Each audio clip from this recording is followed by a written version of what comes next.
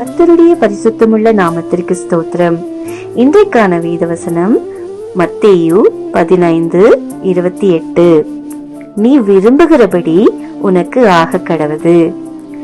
நீங்க ஒருவேளை நினைக்கலாம், நான் விரும்புகின்ற காரியங்கள் எதுவுமே வாழ்க்கையில நடக்காமல் போகிறது என்று. டாக்டர் ஆகணும், லாயர் ஆகணும், டீச்சர் ஆகணும் என்றெல்லாம் நிறைய விருப்பங்கள் இருக்கலாம். நல்ல ஒரு வீடு கட்டி அதில் குடியேறணும் என்கிற விருப்பம் இருக்கலாம்.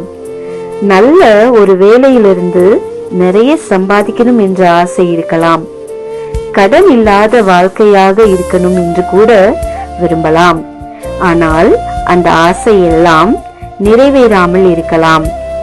கவலை வேண்டாம். உங்களுடைய விருப்பங்களை எல்லாம் நிறைவேற்ற ஒருவர் உண்டு. அது யார் தெரியுமா?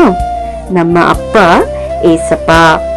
அவர் கட்டாயத்தினால நம்மளுடைய விருப்பங்களை நிறைவேற்றுகிறவராய் இல்லாமல் நம்மை அவர் நேசித்து நம்மளுடைய விருப்பங்களை நிறைவேற்றுகிறவராய் இருக்கிறார்.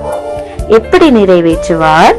அதே வசனத்தில் மேலே உள்ள வரிகள் சொல்லுகிறது, உன் விசுவாசம் பெரிது.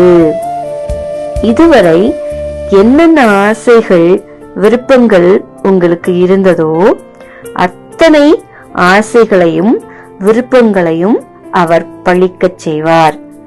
எப்படி? நாம் அவர் மீது விசுவாசம் வைக்கும் போது. கால சூழ்நிலைகள் நமக்கு சாதகமாக அமையாவிட்டால் நம் விசுவாசம் குறைந்து விடுகிறது. நாம் யார் மீது விசுவாசம் வைக்கிறோம் என்பதை மறந்து விடாதீர்கள். ஏசப்பா மீது நம் விசுவாசத்தை வைக்கும்போது நம்மளுடைய விருப்பங்களை அவரிடம் அறிக்கையிட்டால் நம் விருப்பங்களை எல்லாம் அவர் நிறைவேற்ற போதுமானவராய் இருக்கிறார். விசுவாசிப்பீர்களா?